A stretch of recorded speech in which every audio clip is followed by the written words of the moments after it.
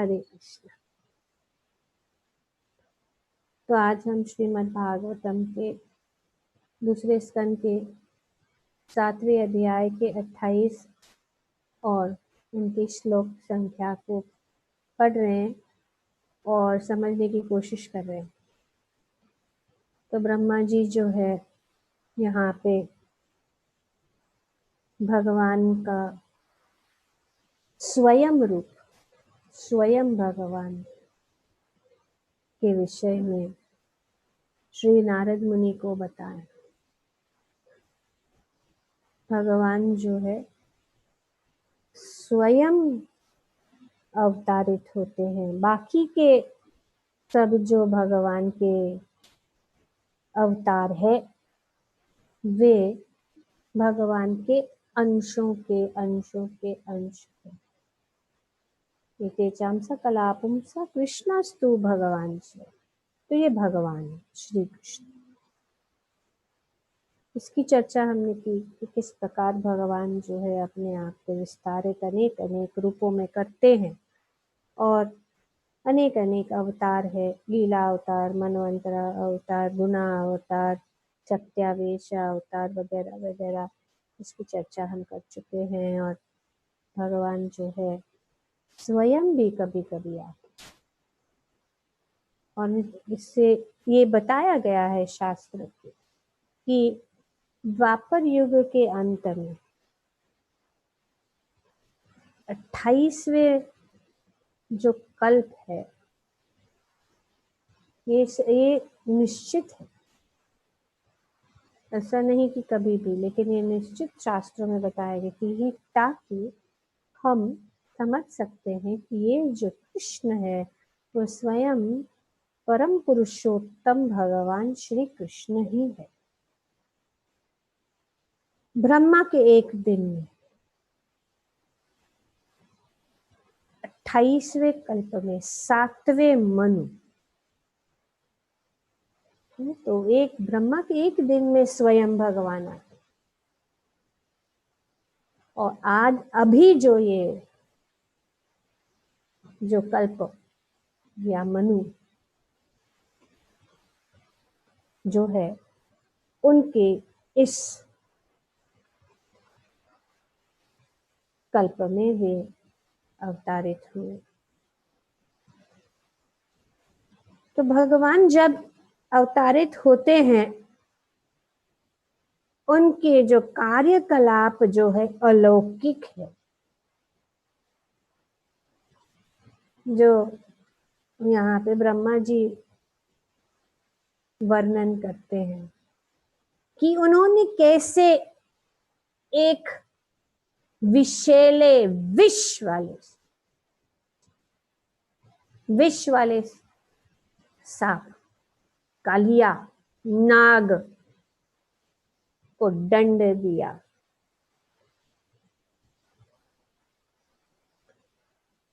क्यों? क्योंकि वह अपने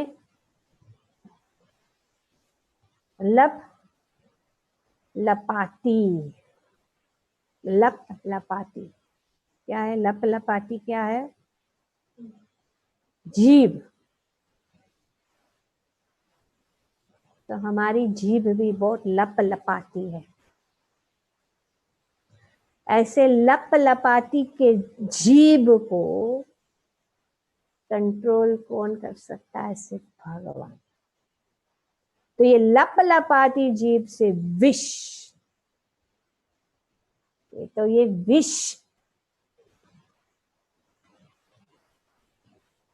साक्षात विष, लेकिन ये लपाती जो हमारे मनुष्यों की जीभ है वो ऐसा विष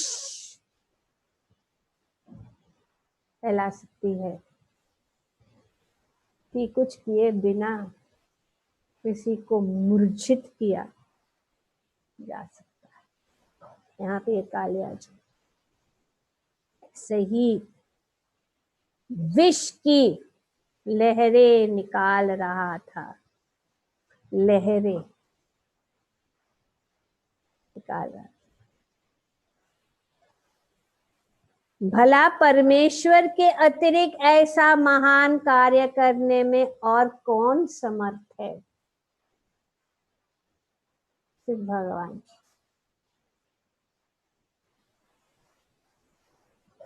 तो ये कालिया जो है, इसका वर्णन जो है भगवान श्रीमद् भागवतम में भी वर्णन किया है, किस प्रकार से इस कालिया जो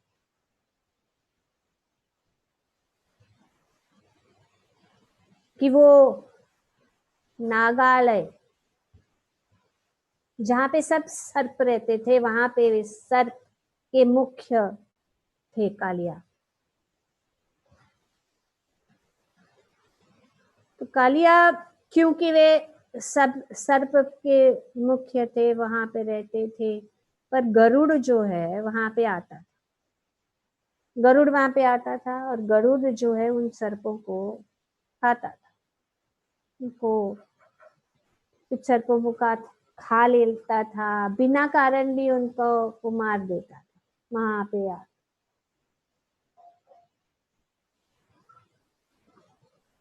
और सब जो सर्प थे वे सब बहुत परेशान हो गए और वासुकी के पास गए और उन्होंने कहा कि ऐसा ऐसा है। तो वे ब्रह्मा जी के पास गए और ब्रह्मा जी को बताए कि ये जो गरुड़ है यहाँ पे आके सर्पों को खाता है और बिना कारण भी किसी कुछ सर्पों को नष्ट कर देता है, तो कुछ करिए। तो फिर ब्रह्मा जी ने और गरुड़ से समझौता हुआ कि ऐसे करेंगे कि आपको अच्छा लगता है, आपका भोजन है इस सांप को खाना, तो इसके लिए हर अमावस्या के दिन हम जो है खुद आपको एक सर्प अर्पित कर देंगे और एक पेड़ है, उसके पेड़ के नीचे हम रख देंगे, आप जो है आना और उनको खा लेना, किसी और को डिस्टर्ब मत कीजिए। तो गरुड़ ने कहा ठीक है। तो इस प्रकार से चलता आ रहा था। पर कालिया जो है उसका विष जो है, उनके 100 मुख थे, का विष बढ़ता गया, विष बढ़ता गया। तो वो बहुत अपने आप को बहुत ही शक्तिशाली मानने लगा। और फिर उन्होंने सोचा कि ये क्या है, क्यों दिया जाए सर्प गरुड़ को, नहीं देना चाहिए, बंद कर दो ये। या अगर वे करते थे तो फिर वो क्या करता था, खुद जाके वो सांप को खा लेता था कालिया। तो इस प्रकार से जो गरुड़ को जब पता लगा, तो गरुड़ ने जो है उनको उनके ऊपर क्रोधित आकर उनको ऊपर आक्रमण किया और कालिया को बहुत उन्होंने इसी तरीके से उनको बहुत दंड दिया। लेकिन कालिया जो है बहुत अपने विषैले फणों से कोशिश की, लेकिन वो गरुड़ के सामने नहीं रहते, तो वहां से वो भाग गए और कहाँ आ गए, यमुना जी। यमुना जी के अंदर एक तालाब में आके, क्योंकि उनको मालूम था कि कैसे बचे, अभी ये गरुड़ से मैं बच नहीं सकता हूँ, तो वो भाग के आ गए और यमुना के अंदर जो तालाब था उस तालाब में वो रहने लगे। और गरुड़ भी वहां पे जाते थे पहले, उसके पहले गरुड़ जो है कालिया के आने से पहले गरुड़ भी वहां पे जाते थे। गरुड़ जाते थे उस तालाब में, वहां पे वहाँ डिस्टर्ब करते थे, वो मछली जो है उन लोग सब डिस्टर्ब हो जाते डर के, क्योंकि गरुड़ वहां पे आते थे। और वहां पे उस तालाब में सौबरी मुनि जो है वहां पे तपस्या करते थे, तो उनको इन मछलियों के ऊपर दया आई। और उनको लगा कि ये डरते हैं, गरुड़ आता है, तो उन्होंने गरुड़ से कहा कि तुम ऐसे करो, यहाँ पे मत आओ, क्योंकि ये बेचारी जो मछलियां हैं वो डर जाती है और इसके वजह से जो है वो कष्ट होता है, तो मत आओ यहाँ। तो गरुड़ ने ठीक है इस प्रकार से वहां पे चले गए, लेकिन जाते जाते उन्होंने क्या किया, उन्होंने एक बड़ी मछली को ले लिया, पकड़ लिया। और वो जो मछली थी वो जो सभी मछलियों का राजा था।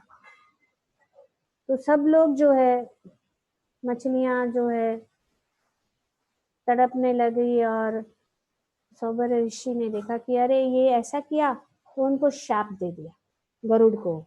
गरुड़ को श्राप दे दिया कि तुम अगर यहाँ पे अगर वापस आओगे ना, तो तुम तुरंत ही मृत्यु को प्राप्त करोगे, तुम मर जाओगे, तुम इस तालाब के पास बिल्कुल आना ही मत।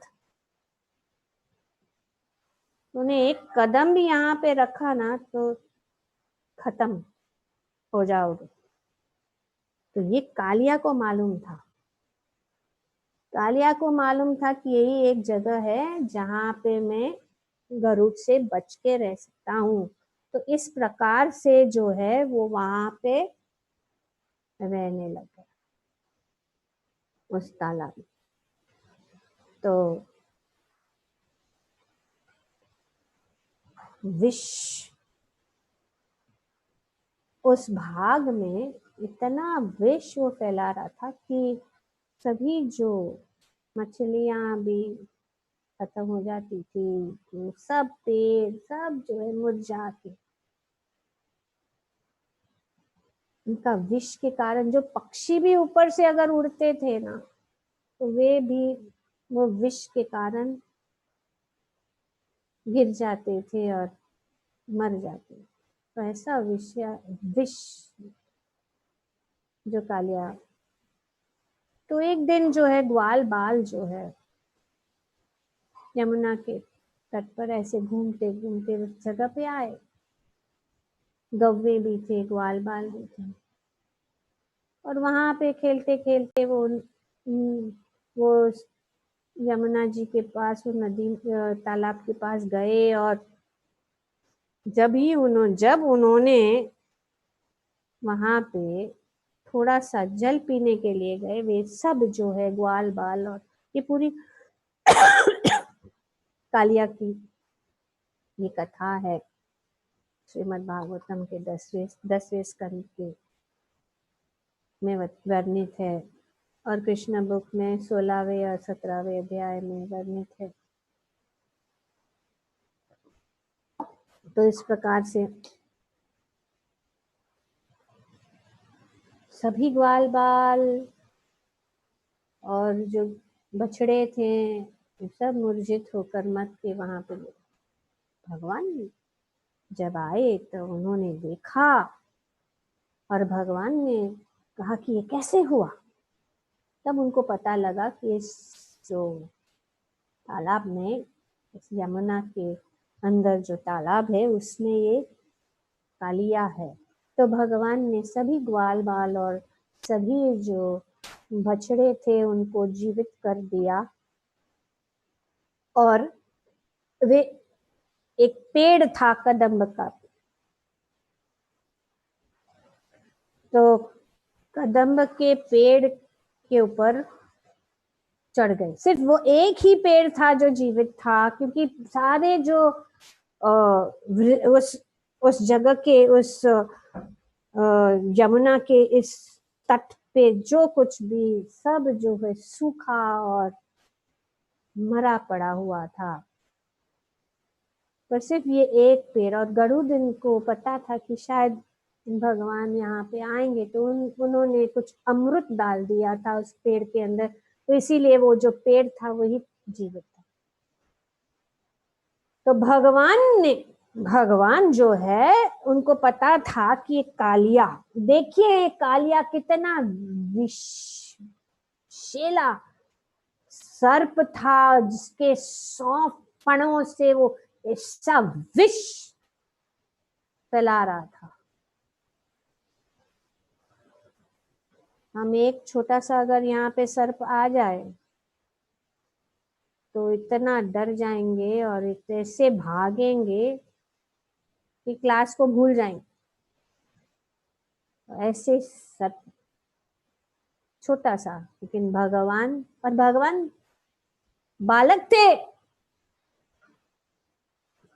नन्हे से, वे जो है उस पेड़ के ऊपर चढ़ गए और सीधा जो है यमुना जी के अंदर उन्होंने छलांग लगाई।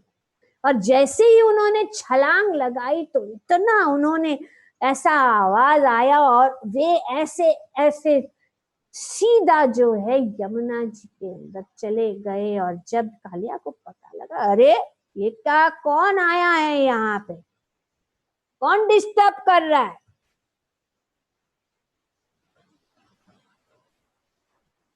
कौन है, तुरंत उसने मुझे नींद से जगाया, किसने मुझे लड़का, वो आया, अरे ये तो छोटा सा बाल।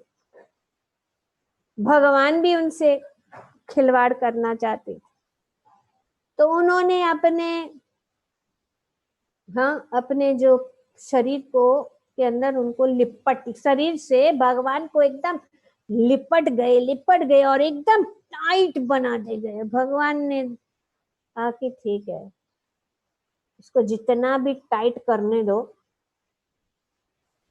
तो उसने टाइट करते गए तो भगवान ने फिर ऐसा किया कि उन्होंने एक ही झटके में इतने छोटे हो गए कि पूरा जो उनका जिप करके पूरा कॉइल सब जो एक झटके में सब उनका शरीर ढीला हो गया, वो नीचे गिर गया। फिर भगवान ने उसके साथ जो है बहुत उसको ललकारा और अंत में भगवान जो है उनके सिर के ऊपर चढ़ गए और अपने पैरों से उनके हर एक फण, जो 100 फण थे उनके ऊपर भगवान ने अपने पैरों को दबा दबा के ऐसे उनके हर एक सिर के ऊपर जो कोई भी विष था ऐसा, और वो ज्यादा विष निकालने लगा, ज्यादा विष। और इस विष में जो भगवान घेरे हुए थे, पूरा घेर लिया था उनको, उन्होंने इस विष को हर एक सिर के ऊपर पैरों से। तो भगवान जब चलते हैं तो उनका चलना भी नृत्य ही है। हालांकि वो उसको दमन कर रहे, लेकिन वो क्या करते, नाचते। काली नाग नथैया, ये बहुत ही सुंदर, हम देखते हैं बहुत सारे जो डिस्प्ले होते, ये सब जो पेंटिंग्स होते हैं कि भगवान बांसुरी बजा रहे और कालिया को ठक ठक, दो कार्य करते। इसीलिए भगवान जो है उनकी कार्यकलाप अलौकिक है, हम नहीं समझ सकते। बांसुरी बजा, इस तरफ जब माता यशोदा और विजवासी सब गोपियां जब उन्होंने सुना कि अरे सांप के साथ लिपट गए हैं भगवान, तो सुन के ही मूर्छित हो गए।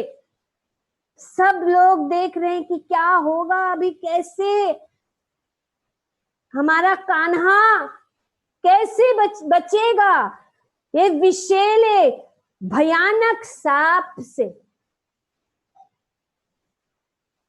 तो इस प्रकार से भगवान का ये जब उन्होंने देखा दृश्य कि भगवान नाच रहे हैं और इस प्रकार से भगवान ने पूरे जो कालिया के अंदर जो विष था पूरा उन्होंने निकाल कर वो विष जो है उनके पास नहीं रहा और वो एकदम मूर्छित हो गए, ऐसे मानो कि वे अपने शरीर को त्यागने वाले हैं। उसी समय सब नाग पत्नियां आई और प्रार्थना करने लगी भगवान से। और बहुत सुंदर प्रार्थना है जो नाग कन्याओं ने जो प्रार्थना की है, श्रीमद् भागवतम में उसका वर्णन है कि बहुत सुंदर प्रार्थनाएं हैं भगवान। 10वें स्कंद में पढ़ने लायक है किस प्रकार से जो नाग कन्याओं ने भगवान का स्तुति की और वे कहने लगे कि हे भगवान, आप जो है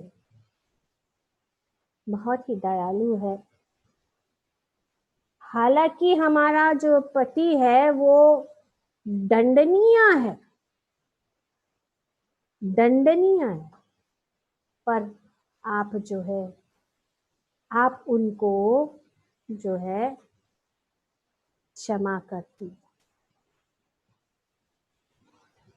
बहुत सुंदर। नमस्तुभ्यं भगवते पुरुषाय महात्मने भूतावशाय भूताय पराय परमात्मने। तो इस प्रकार से वे बोले कि आप जो है हम आपको नमस्तुभ्यम, आपको हम नमस्कार। भगवते, देखिए नाग पत्नियां भगवान की भक्त थी। कि भगवान से प्रार्थना कर रहे कि हे भगवान, आप जो है पुरुषाय महात्मने, पुरुषाय जो आप सभी के हृदय में परमात्मा के रूप में आप विराजमान हैं, महात्म, और आप सर्वव्यापक है। भूत आवाशय, आवाशय सभी जो भौतिक चीजें हैं आपके शरण,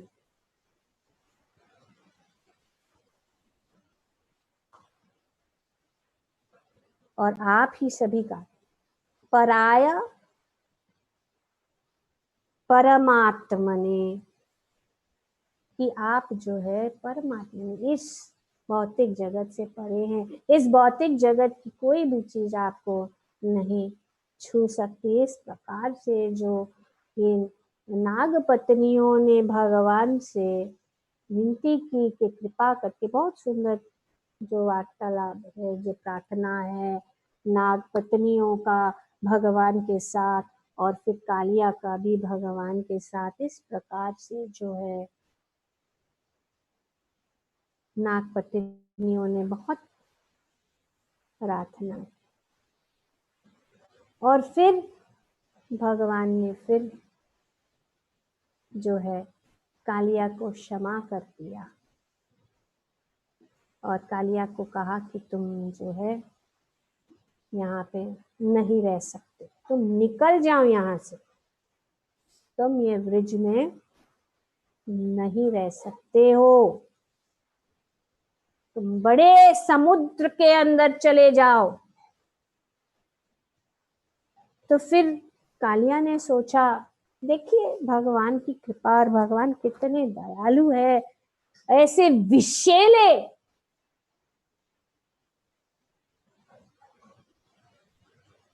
प्राणी या व्यक्तियों के प्रति जो भगवान को ढसना चाहते हैं, भगवान के भक्तों को ढसना चाहते हैं, वे हमेशा राह देखते हैं कि कभी भक्तों को ढसे, सबको ढसे, सबके ऊपर विषैला वातावरण करने में वे हमेशा तैयार होते। ऐसे कालिया को भगवान ने सभी जो विष है निकाल के फिर कालिया ने शरण ग्रहण की। और कालिया कहा कि अभी मैं क्या करूं, अभी मैं कहाँ जाऊं, कहाँ रहूं, मैं जाऊंगा तो क्या करूंगा, क्योंकि गरुड़ जरूर मुझे पकड़ लेगा, गरुड़ मुझे छेड़ेगा। तो भगवान ने कहा चिंता मत करो, क्योंकि मैं तुम्हारे फनों के ऊपर मैंने अपना चरण रखा है, तो मेरे चरण के जो चिन्ह है तुम्हारे फन के ऊपर हमेशा रहेंगे। इतना सुंदर भगवान ने कहा कि ये मेरे चरण के चिन्ह, और जब भी अगर गरुड़ तुम्हारे पास आएगा तो वो देखेगा मेरे चिन्ह को, तुम्हें कोई हानि नहीं पहुंचा, तुम सुरक्षित निश्चिंत होकर तुम यहाँ से जा सकते, तुम्हें कोई भी हानि नहीं। तो इस प्रकार से सभी नाग पत्नियों ने और गरुड़ ने सब जो है भगवान को सुंदर सुंदर इतने आभूषण प्रदान किए, भगवान का सुंदर रूप का दर्शन किया। और हालांकि कौस्तुभ मणि जो है, कौस्तुभ मणि जो है भगवान के पास ही रहती, तो भगवान ने क्या किया, भगवान ने उनके निकाल के उनके कोष में रख दिया। और जब नाग पत्नियों ने देखा ये मणि है, तो उन्होंने वो जो कौस्तुभ मणि जो है भगवान को वापस भेंट कर दिया। तो इस प्रकार से बहुत सुंदर लीला है, इसका वर्णन जो है श्रीमद् भागवतम में आता है। और इस सुंदर लीला से भगवान ने जो है कालिया का इस तरह से को दंड दिया, और भगवान ही है तो हमारे मन के अंदर, हमारे हृदय के अंदर जो विष है वो कैसे भी, कितना भी हम कोशिश करें उस विष को निकालने के लिए नहीं हो सकता, जब तक भगवान हमें दंडित करके उस विष को मार मार के नहीं निकाल। तो इसीलिए यहाँ पे जैसे बताया गया कि जो उनके लप लपाती जीभ बहुत चलता है, लप लपाती जीभ से क्या इस जीवा दिया है भगवान का गुणगान करने के लिए, भगवान के विषय में चर्चा करने के लिए, विष फैलाने के लिए, समाज में विष फैलाने के लिए। और इस विष के कारण जो है सब जो माहौल जो है, हम नहीं कह सकते क्या करे, हमारी जीवी ऐसी है, तो दंडित हो, दंडित होने के लिए तैयार हो जाओ, ताकि वो जो विष है और वो भगवान ही। और कैसा होता है कि भगवान हमें दंडित करते हैं, भगवान जो है जब तक आप उनके शरणागत नहीं होते हमें दूर कर देते हैं, जाओ यहां से दूर, समुद्र में जाके रहो। तो ये भगवान, फिर भी भगवान जो है सभी के ऊपर उनकी कृपा दृष्टि बनाए रखते हैं, लेकिन अपने भक्तों को सुरक्षित करने के लिए वे जो है ऐसे विषैले सर्प को क्या करते हैं, दंडित करते हैं। तो आगे बताया गया है 29वें श्लोक में, तब जो है इस कालिया का दमन होने के बाद जो सभी ब्रजवासी जो है शांत हो गए, और वे जो है कालिया नाग को दंडित करने के दिन ही रात्रि के समय जब ब्रजभूमि के समस्त वासी निश्चिंत होकर सो रहे थे, निश्चिंत। तो सूखी पत्तियों के कारण जंगल में अग्नि धधक उठी और ऐसा लगा मानो उनकी मृत्यु अवश्य अवश्य होगी। यहाँ पर क्या हुआ, भगवान ने क्या किया, आंखें बंद करके बलराम जी के साथ भगवान ने उन सब को बचा लिया। ऐसे है भगवान के अलौकिक कार्यकलाप। कालिया दमन और ये अग्नि।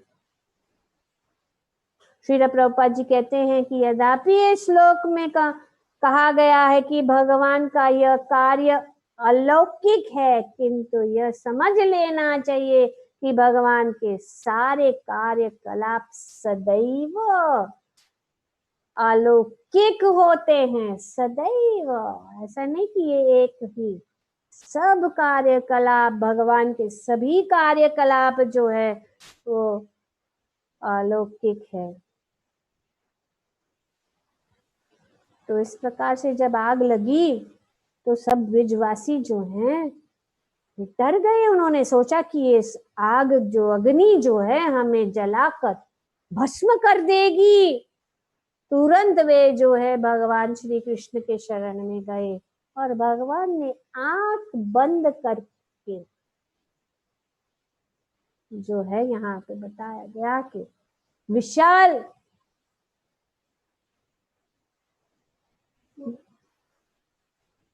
कि भगवान के कार्यकलाप अलौकिक है। वे केवल न केवल ये कार्य सुनने में आश्चर्यजनक होते हैं, किंतु वास्तव भगवान के सारे कार्यकलाप अलौकिक होते हैं। तो उन्होंने इस अग्नि को पूरा जो है उन्होंने खत्म कर दिया। Forest fire. अभी ये फॉरेस्ट फायर जो है, ऐसा लगता है एक बार जंगल में जो सूखी पत्तियों का जो ये लगता है, आग लगता है, तो उसको बुझाना बहुत कठिन है। हम जानते हैं कि किस प्रकार से जो अमेरिका में भी एक बार बहुत ही गहरा जो ये अग्नि का फॉरेस्ट फायर हुआ था, इतना कोशिश किया, दिनों तक जलता। उनको बंद करना या उनको रोकना बहुत कठिन है, लेकिन भगवान के कार्यकलाप जो है इस प्रकार है कि वे ऐसे बड़े बड़े धधकती अग्नियों को भी वे क्या कर सकते हैं, शांत कर सकते हैं। तो भगवान ही है जो हमारे हृदय के अंदर जो धधकती अग्नि है ये मिटा सकते। उनके शीतल कार्यकलाप, उनकी शीतल लीला को सुनने से जो यहाँ पे वर्णन किया गया है कि भगवान के कार्यकलाप दिव्य है, और इसका वर्णन जो है किया गया है भगवत गीता में, जो प्रभुपाद जी यहाँ पे बताते हैं। भगवत गीता के 4थे अध्याय के 90वें श्लोक में भगवान बताते हैं कि जन्म कर्म च मे दिव्यम एवं यो वेत्ति तत्वतः। त्यक्त्वा देहं पुनर्जन्म नैति मामिति सो अर्जुन। भगवान कहते हैं कि जो कोई भी मेरे जन्म, कर्म, कार्यकलाप, लीलाएं, सभी जो भगवान की जो कोई भी कार्यकलाप है, लीलाएं हैं, उनको समझ लेता है जन्म कर, क्योंकि वे सब दिव्य है। और उनको सुनने से क्या होगा, उनको समझने से क्या होगा? तत्वतः, भगवान कहते हैं एवं यो वेति तत्वतः। तत्व से, ऐसे नहीं भावुकता से, जैसे कि हम क्रम से पढ़ रहे हैं, श्री ब्रह्मा जी से सुन रहे हैं भगवान की ये कार्यकलाप, श्रीमद् भागवतम से साक्षात सुन रहे हैं, प्रभुपाद से सुन रहे हैं कि तत्वतः, तत्व से हम जब समझते हैं, ऐसा नहीं है कि कथा, हाँ, विषैले सर्प वाले मुख से कथा सुनने से ये नहीं होगा, ये इफेक्ट नहीं होगा। हमें सुनना है किससे? प्रभुपाद जी से। हमें सुनना है शास्त्रों से, हमें पढ़ना है। बोलने के लिए तो बोल तो ये विषैले सांप, जैसे कि एक विषैली सांप जब दूध को छू लेता है, दूध पवित्र है, तो दूध को भी दूषित कर सकता है। तो इसीलिए यहाँ पे भगवान कहते हैं एवं यो वेति तत्वतः। बहुत इंपॉर्टेंट पॉइंट है, ये जानना जरूरी है।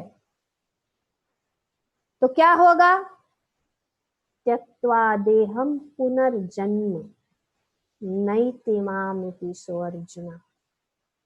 भगवान ये वचन दे रहे हैं, यहाँ पे ये वचन है भगवान के मुखार विंद से। भगवान कहते हैं कि त्यक्त्वा देहं पुनर्जन्म नैति माम इति सो Arjun. One who knows the transcendental nature of my appearance and activities does not, upon leaving this body, take his birth again in this material world, but attains my eternal abode, O Arjuna. न केवल ये कार्यकलाप सुनने में जनक लगते हैं, किंतु वस्तुतः भगवान के सारे कार्यकलाप अलौकिक होते हैं, जिसकी पुष्टि भगवद गीता में की गई है। जो भी भगवान के इन दिव्य एवं अलौकिक कार्य को समझ लेता है, वह श्री कृष्ण के धाम में प्रवेश करने का अधिकारी हो जाता है। और इस वर्तमान भौतिक शरीर को त्यागने के बाद भगवान के दिव्य कार्यकलापों का ज्ञाता भगवान के धाम की को जाता है। जो भी ज्ञाता है वो कहाँ जाता है? भगवत धाम। और ये ज्ञाता बनने की हम कोशिश करें। श्रीमद् भागवतम से हम ये कोशिश कर रहे हैं भगवान को समझने के लिए, भगवान के कार्यकलापों को समझने के लिए, क्योंकि भगवान के कार्यकलाप इतने अलौकिक है कि हम नहीं कह सकते हैं कि हमने समझ लिया। हम तो एक कदम उठा रहे हैं और भगवत कृपा से, अगर जैसे कि उनकी दिव्य दृष्टि हमारे ऊपर पड़ जाए तो हम इस भवसागर को पार कर सकते हैं। सिर्फ भगवान का ये गुणगान सुनते सुनते और दोहराते दोहराते। ग्रंथराज श्रीमद् भागवतम की जय। ओम तत्सत। हरे कृष्ण।